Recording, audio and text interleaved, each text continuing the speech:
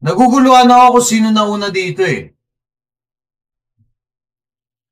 Kasi nakakapit na tong rider. Para bang tinulak niya muna. Ngayon, nakakapit na siya bago siya nasapak eh. Tapos sa umpisa ng video, alam na nila na mag-aanuhan sila magkakaabutan. Ayan o, sinabi o. Magsusuntukan na daw. Ayan o.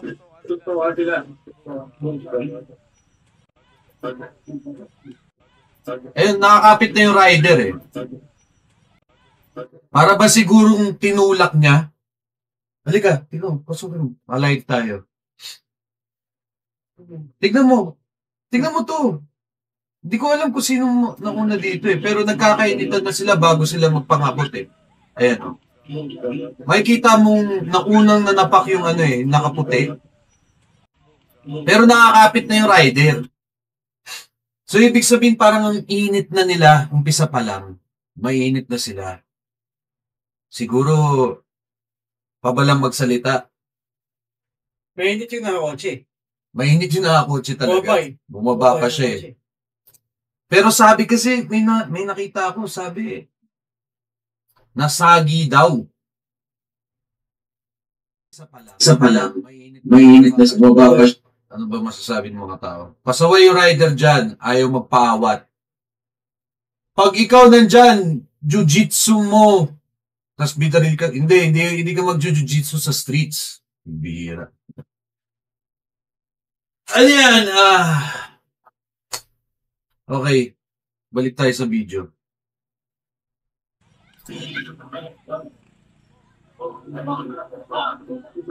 Ayan, okay. So ito, makikita natin, itong kasama niya, nandito pa siya sa malayo. Sa malayo siya nang galing. Ayan, sa malayo siya. Hindi niya pa alam, nagpang-ambot na yung dalawa. Ayan, no. Tsaka lang siya dumating. Tapos, fast forward, ayan na. Binangap na siya. Diyan na siya binanatan. Grabe. Tapos dito sa video na to, maririnig nyo may bata umiiyak. Daddy! Daddy! Parang ganun yata. Daddy. Nakakalungkot lang. Ayan. Ayoko i-play masyado kasi hindi ko alam kung pwede ba natin to pag-usapan o ipakita. Okay, basahin ko na lang yung masasabi ng mga tao. Makulit din daw yan dalawang rider na yan. Malakas din trip. Nabasa ko lang sa comment. Oh. Nabasa lang. Mahirap rin kasi pangunahan kung ano talaga ang nangyari. Pero ang masasabi ko lang, bago humantong sa sitwasyon ng magkaabutan, magkapisikalan, sa tingin ko nadadaan yan sa maayos na usapan eh. Kasi hindi ito laro. Hindi ito nakakatawa sa nangyayari ito sa kalye. Ngayon, kung magkaroon ka ng alitan sa isang tao, hindi mo kilala, delikado ang ma-involve sa ganitong insidente sa kalye. Kasi hindi mo alam baka yung isa may dala na. May bakal pala. So, maximum tolerance lang talaga. Yun lang sana, maximum tolerance dito sa insidenteng ganito. Makikita nyo kasama niya yung pamilya niya. Meron pa siyang kasama mga bata. Dito sa video na to, maririnig mo pa nga yung sigaw ng bata. Tatay! Tatay! Tingnan natin, parinig nga natin. Pero takpan ko lang ah. Ay, ayan.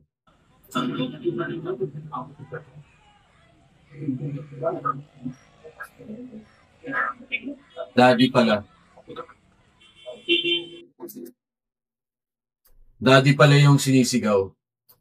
Maririnig natin may sigaw na, Daddy, Daddy.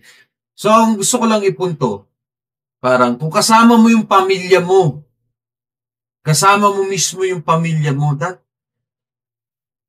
sana iniwasan mo na lang. Kahit nung, sabihin natin, nasagi ka. Kasi meron din ako nabasa na nasagi. Nasagi daw siya. Nasagi yung may-ari ng sasakyan nung nakamotor. Kung nasagi ka man, hindi rin sana dapat init ng ulo ang papairalin dyan. Makipag-usap ka sa tao. Iwasan yung makipag-away, magkaabutan, lalo na kung kasama mo, mga anak mo, pamilya mo.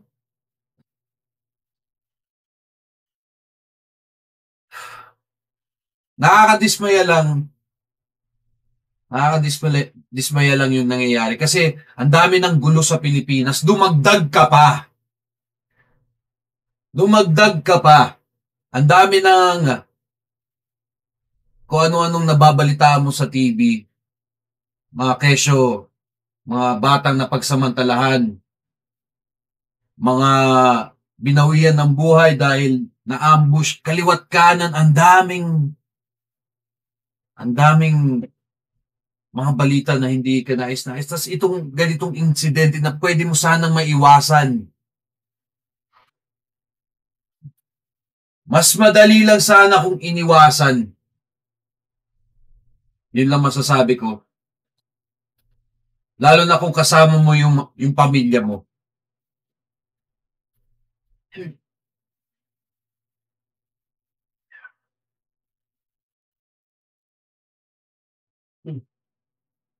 Ano yan? Sir. Ang tunay na nangyari bago ang sakuna. Ito may bagong video pa. Yun. Oy, nagkagit-gitan pa pala. Ay, hindi. Ito na yung patakas na siya eh. Hindi, paakit na to ng ano eh. Buso-buso Highland eh, oh. Patakas na siya to. Hindi. Paakit na ng buso-buso Highland eh. Lumapas na sila sa ano. Hindi sa ano, hindi na rin pas na video.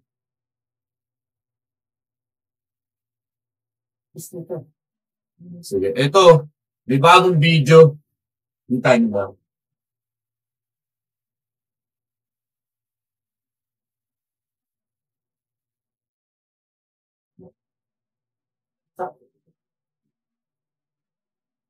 Kaya lang hindi maririnig yung audio. Send mo na lang sa akin yung link, tapos i-play ko na lang dito. Send mo sa akin yung link, i-play ko na lang dito. Maayos na usapan mula sa tao hindi makuha sa pakiusap.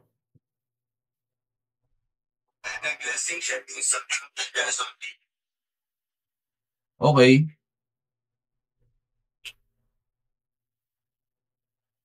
Nakita ko yan kanina dito sa Amang Rodriguez. Dito dinala, puro dugo yung helmet ni Kuya.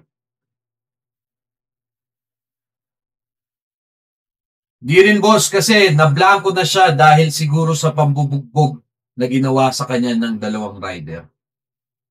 Hindi mo rin masisisi. Siyempre, nataranta na siya. Hindi mo masisi yung tao. Pero ang pinupunto ko dito kasi,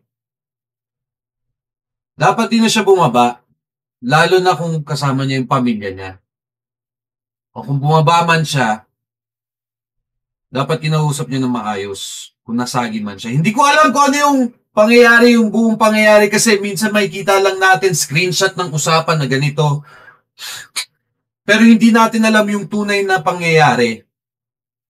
Ang gusto ko lang talaga sabihin dito, sana naiwasan. Kasi, kita mo, nung linabas niya yung bakal niya, nakailag yung rider, di ba? Nakailag yung rider. Sino yung naputukan niya? Yung babae. Yung babae na siguro asawa niya, siguro yun. Kasama niya. Tapos, di pa siya nakontento, tinuluyan niya yung rider. Nakakadismaya lang. Kasi, Ako, aminin ko yung mga ginawa ko sa nakaraan. Kung ano yung alam nyo, alam naman natin lahat yun. That was all for fun. Pero pagkasama ko yung pamilya ko, pagkasama ko yung mga anak ko pag nasa labas, gusto kong sa kanila lang yung attention ko. At hindi na pwedeng baliin yung attention ko ng ibang tao, ng ibang kung sino mang gusto man trip sa akin. Wala na akong pakialam sa mga yon. Ito lang sa akin Kaya sinasabi ko, lagi ko lang sinasabi tungkol sa issue na do, na dapat sana maiwasan. Di naman yatap yung rider. Wala naman akong sinasabing yatap. O, wala akong sinasabi. Okay? Ang sinasabi ko, napuruan pa rin siya. Diba? Tinuluyan siya hindi tinuluyan. Basta tumuloy pa rin yung pagbabaril niya. Na hindi rin biro yung matamaan ka. 'Di ba? Matamaan ka ng bala. Masakit 'yun. Hindi rin biro 'yun. Ang sinasabi ko lang talaga, sana naiwasan. Sana naiwasan tong lahat. Walang kwentang bagay. Walang kwentang bagay. Na wala akong kinakampiyan sa dalawa, sa rider o doon sa lalaki. Mas kinakampihan ko, mas nag-aalala ako sa pamilyang kasama niya. Siyempre, nakakalungkot bilang tatay na alam mo yun, pasok ka sa nito, sa oblo. Pasok ka. Daming ebidensya. Tapos di mo makakasama yung pamilya mo, yung mga anak mo ng ilang taon. Ewan ko na lang kung paano nyo ayusin yan. Hindi rin naman ako magaling sa batas. Ayun. Yun lang. Sana naiwasan. Sana naiwasan tong walang kwentang bagay. Buhay daw yung naka-Evo helmet. Buhay kasi naka-Evo daw kasi. Tama ang sabi ni Colonel kung Busita, dapat ang checkpoint fair sa 4 wheels at motor. Tama. Hindi lang dapat sa motor ang checkpoint. Oo, magandang yan. Magandang topic yan linabas mo. Hindi lang dapat sa motor ang checkpoint, dapat sa 4 wheels. Ang magiging problema niyan, magkaka-traffic. Matraffic masyado. Pero hindi ko alam kung bakit motor lang. Sa tingin ko dahil sa akin, opinion lang dahil nga sa mga kaso ng riding in tandem. So, hindi ko alam kung ano yung strategy ng police para malutas yung issue ng riding in tandem. Pero siguro, ang mga checkpoint, isa yan sa mga strategy ng mga police. Sa tingin ko, nahuli tong lalaking to sa checkpoint sa may Mayamot. Taga-Antipolo lang din kasi ako, malapit lang to sa amin. Alam ko tong lugar na to. Hindi to buso-buso. Sa may bandang Bautista ito Ayun yung inasal na yan. Nakakain na ako dyan. Yung inasal na yan nandyan sa likod. Ayan. Sana naiwasan! Sana grabe. Basahin ko lang yung mga comment nyo dyan. Salute sa sobrang galing ng paliwanag mo, Kicks. Walang anuman. Yap, mas madami kasi talaga may dalang mga bakal yung mga ibang rider kaysa sa mga nakakotse. Oo. Salute sa mga pulis na humabol. Ito pa. Nagkaroon ng habulan pa yan kasi malayo tong Buso-Buso area kung saan siya nahuli, Mayamot. Sa Mayamot siya nahuli. So, ang distansya nun, hindi ko alam kung sa kilometro, pero ang dadaanan mo kasi nun, dadaanan mo pa ang Padilla, Gate 2, Masinag, Gate 1, Kogyo, Masinag, Pransya, ang dami mo pang dadaanan, pero nahuli siya sa Mayamot. Ang Mayamot, yan yung dulong barangay ng Antipolo bago mag-Marikina, bandang Lilac Street sa Marikina. So mahaba yung habulan mula dito sa area na to, malapit lang to sa Buso-Buso. Mula dyan, papuntang Mayamot, malayo pa ang distansya niyan. Ang dami pang dadaanan yan. Tas nahuli siya. Ako, hindi ko alam kung anong iniisip niya, kung tumatakas ba siya o yung dadalhin ba niya sa asawa niya sa ospital. Kung ospital man, may ospital dito sa may Kabading lang. Ang laki ng ospital dyan. Pero kasabay mo yung mga pinerwisyo mong tao, mga na-injured dahil sa kagagawan mo. Hindi ka nag-iisip ng tama. Wala ka, nagdilim ang paningin. Dapat lang talaga, umpisa pa lang, bago pa humantong sa magkainitan, wala na, dapat paiwas ka na. Dapat yung mga sinasabi mo, hindi yung hindi yung maangas ka pa eh. Dapat, ka lang, cool ka lang, pre, pag-usapan na lang natin to. Huwag tayong umabot sa ayoko ng away o gulo. Ganun lang kasimple. Ganun lang kasimple. Bago kayo humantong sa magkainitan man kayo o kung nagiging pabalang na yung mga salita, dapat kinokontrol mo na yung sitwasyon. Dapat kinakalmahan mo na yung sarili mo. Di ka dapat, ikaw pa nga yata na, dahil ito, kinapitan ka siguro na natulak ka, di ikaw una na napak. Dito sa video, mukhang ikaw una na napak eh. Ayan tingnan natin. Ayan uli. Kahit kinapitan ka, kahit binangga ka, parang, boss, na tayo mantong dyan. Ako, yun gagawin ko kasi kasama ko pamilya ko. Ayun, ay ito pa pala. May hawak na cellphone. Itong babaeng to. Ito pa. May aantayin tayong upload. Kala mo, kalmado siya sabi ni Choy Basa Pesino. Alam mo, Choy, ako yung isa sa pinakakalmadong tao. Kasi alam ko kung paano sumabog. At natuto na ako, Choy.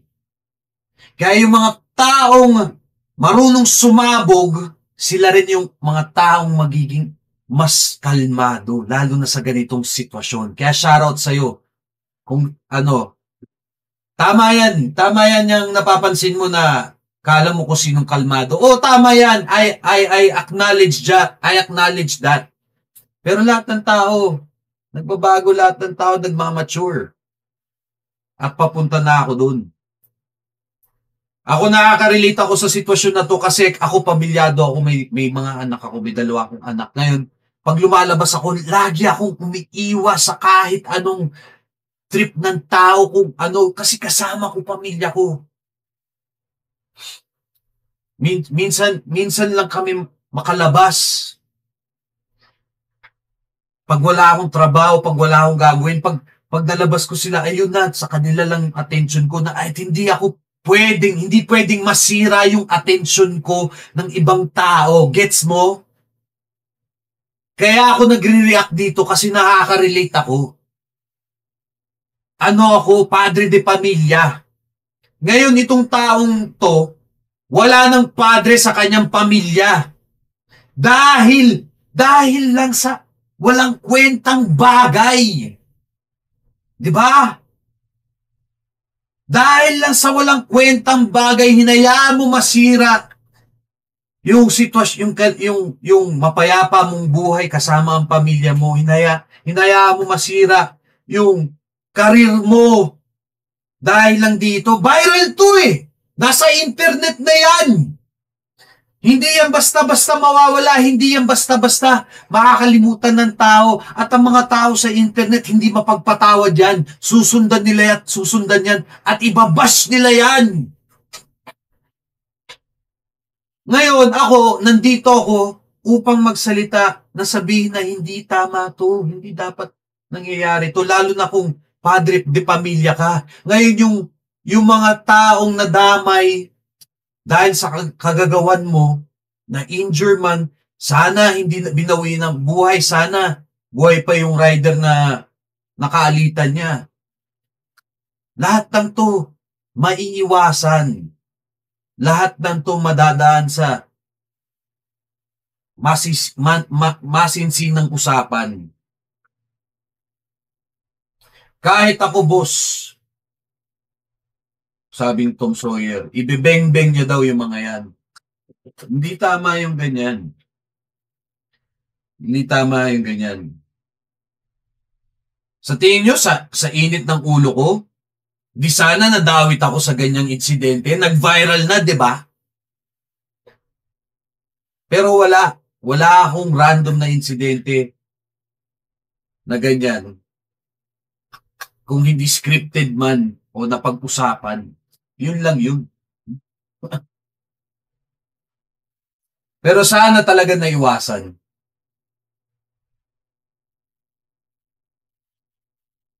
Sana lang talaga naiwasan. Ayos lang para mabawasan yung mayabang, tsaka ba't may sugal na link? Kasi naglalaro ako dito minsan eh. Matik yan yung link na yan. Siguro marami siyang kaaway kaya meron siyang dalang beng-beng, sabi ni Dennis. Isa pang issue na yan. Gun ban ngayon. Gun ban ngayon. Sana sumunod lang rin tayo. Di ba? Sana iniwan mo na lang yung armas mo sa bahay. Siguro kung wala tong dala, walang bakal to, siguro mas nakaiwas pa siya, di ba? Siguro mas nagtimpi yun. Kasi parang matapang ka dahil alam mong may dala ka eh. Kahit dalawa pa yan, kahit magkasama pa yan, alam mong kakayanin mo yan kasi alam mong may dala ka. Di ba? Nakakahiram ka ng tapang dun sa dala mo. Pero kung wala kang dala, ay iwas ka, di ba? Iwas ka.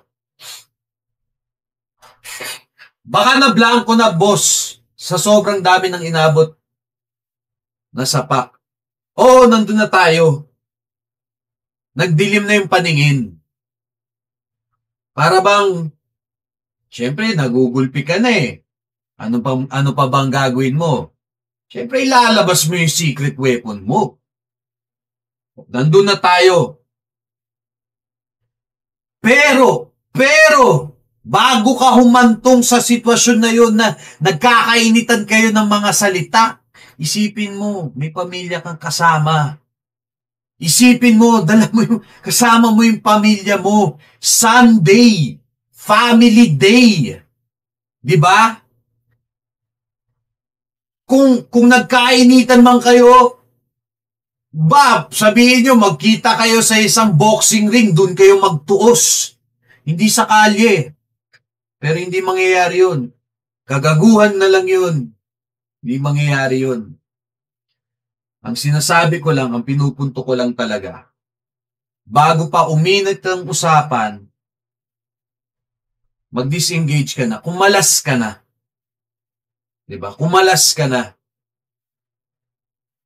Hindi sana umabot pa sa magkasuntukan kayo kasi kasama mo pamilya mo. 'Di ba? Kasama mo yung asawa mo, yung anak mo. Tapos maglalabas ka ng bakal, papaputok mo sa harapan nila. Pang, pang, pang. Traumatic 'yun sa mga taong nasa paligid. Traumatic yun. Kahit sa asawa mo pa.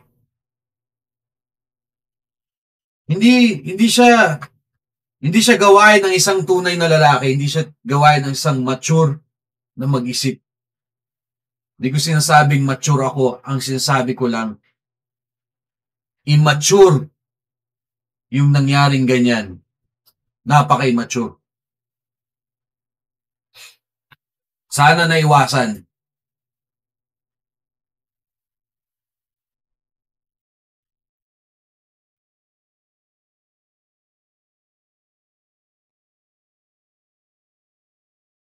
Oh, bakit ikaw kay kumainitin din ulo mo tulad ng ginawa mo kay Keeper? Men, scripted lang yun. Alam natin lahat. Ang bihira. Lagi yun lang binabalik ang nakaraan. Lagi nyo lang binabalik ang nakaraan. Pero pag ginagawa ko yung mga ginagawa ko, lagi nyo sinasabi, scripted naman yan. Alam natin lahat yun!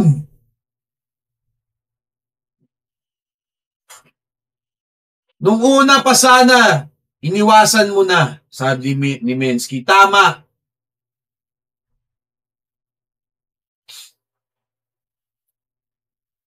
Kung sana nag-scatter na lang siya, di ba? Sana nag-stay na lang siya sa bahay, nag-scatter na lang siya. Di ba? Sige na, boss, sugal na ulit. O sige, mamaya, magsugal na tayo. May kamao naman, bakit umasa sa baril, sabi ni Enzo. Tama naman. May kita natin dito, hindi rin siya marunong sumuntok eh. Yan, pa. Oh. Kita yung suntok niya? Gano'n. Tingnan nyo. Oh, gumaganon. Bumabackfist. Saan pa? Makikita natin, di rin siya marunong makipagsuntukan. Oh. Walang depensa sa muka. Pam. Ayun, kinuyo.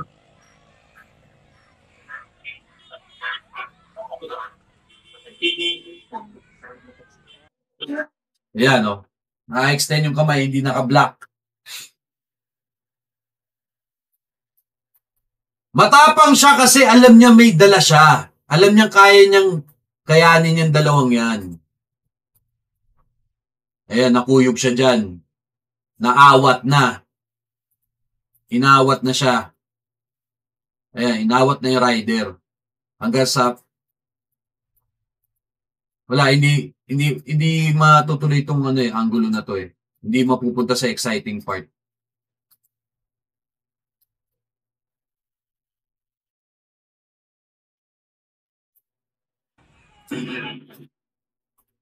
Yan.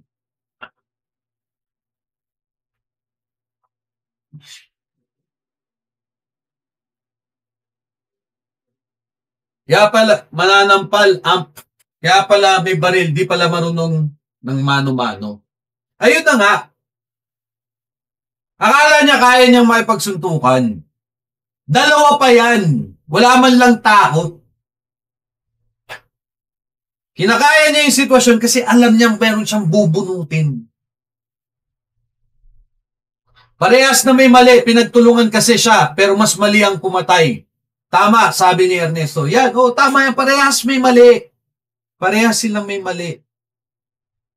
Ngayon, nakuyog man siya,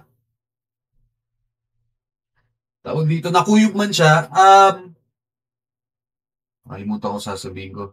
Puminit ulo niya kahit pagkatapos na awatin, kahit naawat na yung dalawang rider, mainit yung ulo niya. Siyempre, gusto niyang gumanti. Di ba? So ngayon, pasok siya sa sasakyan. Lumapit man siya sa sasakyan. Tapos sumunod na naman yung rider na napakpa na. Hindi ko alam, ang gulo lang kasi na nangyari. Tapos biglaan niyang pinutukan. Pang. Nakailag pa nga yung rider eh. Nakailag pa. Pero tinamaan. Una, yung babaeng kasama niya. Hindi natin alam kung asawa ba niya o kapatid niya. Isipin mo na lang kung di ka sana bumaba sa sasakyan at di mo pinatulan yan, di sana yung kasama mo safe, di ba? Hindi pa siya tinamaan. Ngayon, marami rin na nadamay, mga taong nasa paligid lang nanonood. Naglabas ka ng bakal, tas grabe. Sino may sabi nun? Sub-Saharan? Hindi. Wild West. Wild West. Ang Pilipinas. Hindi Sub-Saharan. Wild West. Pinaka-accurate. No choices siya, kaya ginamit ang bakal para makaganti. Siyempre lalaki yan, di tanggap na mabugbog lang ng ganun. Pero sana, nanghinahon na lang sila pareho. Sana pinag-usapan nila. Ayan, binasa ko yung sinabi ni Topper. Ito lang masasabi ko, sabi ni Lincel, sa mga hindi nakakalam, andyan ako sa nangyayari. Ayan, ito, may nagsasabi. Ito, first hand, si Lincel. Ito lang masasabi ko, sa mga hindi nakakaalam, andyan ako sa nangyayari na yan. In the first place, may kasalanan yung riders, gumit-git sa four wheels, at pinagtulungan siya ng tatlo sa nangyayari na yan.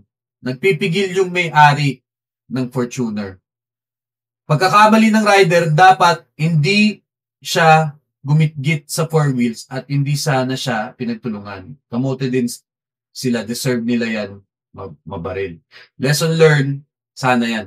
Ikaw naman, Loli, wag tayong bias, okay? Bago mo husgahan yung isang tao nangyayari, alamin natin buong nangyayari at mga statements nangyayari kanina. Ito lang naman ginagawa ko, inaalam ko eh. Hindi ko naman siya hinusgahan eh. Ang sinasabi ko lang, sana naiwasan. Wala akong hinuhusgahan. Sinasabi ko rin na hindi mo rin masisisi, nagdilim yung paningin, kinukuyog ka na. Kaya siya naglabas. Wala akong hinuhusgahan. Okay? Wala akong kinakampihan, hindi ko kinakampihan yung naka four wheels, hindi ko kinakampihan yung mga rider. Ang sinasabi ko lang, sana naiwasan to. Especially kasama mo yung pamilya mo. Sana inisip mo yung pamilya mo. Yung mga rider na yan nasa labas, sana hindi ka bumaba. Wala akong hinuhusgahan. Wala akong hinuhusgahan. May comment sa kabila, hinarang daw ng rider ang sasakyan, kaya lumabas ang driver. Okay, kung hinarang yung ito kasi, itong area na to, ayan, makikita natin yung dalawang motor, nandito sa tapat. Pero ang pag humarang ka kasi dito sa daan na to, ito yung ito yung fast lane, ito yung slow lane. Dapat nandito kayo. Diba? Kung hinarangan, dapat nandito. Nandito kayo nakatabi na eh. Ngayon, hindi naman importante kung sino nauna, sino nasa tama at sinong nasa mali. Parehas mali na. Hindi sila dapat umabot sa kasundukan kasi una sa lahat, putya, matatandaan na tong mga to, yung isa kasama pa niya yung pamilya niya. Diba? Kaya kung may nasagi man na sasakyan, sana napag-usapan. Kasi kung lahat na lang na matatamaan na sasakyan, lahat ng masasagian, di sana lahat nagsuntukan na, di ba? Pero hindi, yung iba nadadaan sa masinsinang usapan. Hindi yung ina.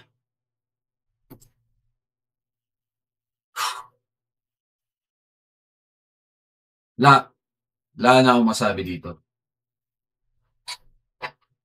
Play mo na yung video. Kanina ko pa pinaplay yung video.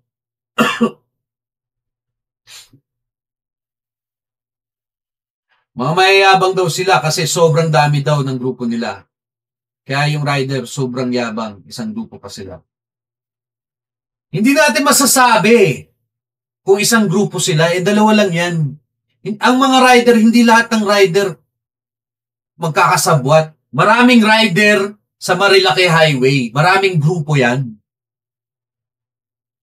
Ngayon, syempre, pag nakita mo yung tropa mo, agrabyado, tutulong ka. Diba? Natural. Homie mo yun eh. Tropa mo yun eh. Diba? Naagrabyado na, anong gagawin mo? Aawat ka pa? Hindi na, diba? Papasok ka na. Pero sana naiwasan yung babalik tayo dun. Malakas loob makipagsuntukan kasi naka-helmet.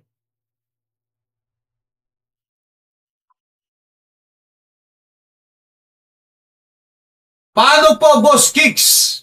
Pag kayo naman po sa ganyang sitwasyon, sabi ni Dennis Umali, paano pag ako, kasama ko pamilya ko, hindi na ako bababa ng sasakyan.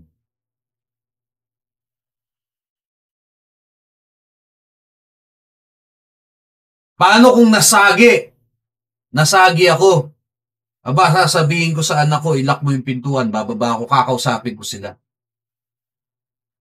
Pero hindi na para makipag-away sa kalye. Kasi hindi maganda makipag-away sa kalye. Okay? Makipag-away ka, sabihin natin, sa isang kontroladong lugar. Hindi sa kalye. Lalo na't may mga kasama yung kakausapin mo. Hindi mo alam yung isa, baka may dalang patalin. Or what's worse, ito nga, yung naka-Fortuner may dalang bakal, di ba? Kaya hindi talaga dapat pairalin yung init ng ulo sa kalye. Ulitin ko yung sasabihin ko. Hindi dapat pairalin yung init ng ulo sa kalye. Hindi mo alam kung yung kalaban mo may dalang patalin, may dalang bakal. Yan ang nakakatakot. Ngayon, ikaw pala may dalang bakal, kaya pala ang tapang mo. Kahit dalawa pa yung kalaban mo. Sige, kaya ko to kasi alam kong may dala ko. Naku, mali yan. Mali ang mindset na yan. Lalo na kung gun owner ka, di ba? Kung kahit lisensyado yung baril mo. Pambihira, gun ban. Hindi ka nga dapat naglalabas ng Hindi yung bakal mo dapat nasa bahay yan. Hindi yan dapat nasa sasakyan.